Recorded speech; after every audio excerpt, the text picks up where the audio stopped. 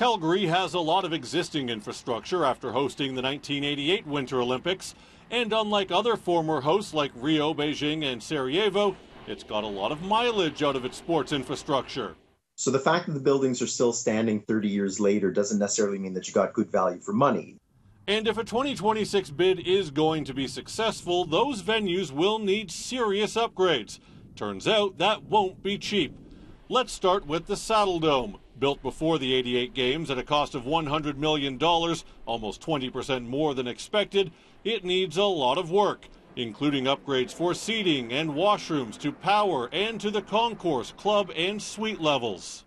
Don't we all need new things, right? Washrooms and infrastructure. Yeah. I have been on the record numerous times saying that public money should not be used to build hockey arenas. I will say here that you absolutely have to replace the Saddledome. What about Canada Olympic Park? At $200 million, it was the most expensive facility built for the 1988 Winter Games, but its facilities are still used by world-class athletes to train today. Still, it does need a lot of work. It needs new buildings to house bobsleds. The ski hill isn't in great shape, and neither are the utilities. Yeah, I mean, essentially, you're basically redoing the entire thing from scratch. I mean, there's really not a lot that you're going to keep there other than the actual location. Then there's Mcmahon Stadium, the fifth largest stadium in Canada. It was used for the opening and closing ceremonies in '88 and would be used for the same thing again in 2026.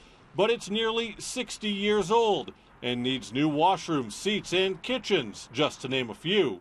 It's a little concrete, like that's what I would say, yeah. Again, I'd say it's washrooms and infrastructure. What exactly value are you getting for hosting basically a 1-hour TV special at the beginning and at the end? All in, the bid corporation expects the required upgrades to all the facilities, plus the construction of a new, smaller hockey rink and field house, will cost just shy of $1 billion.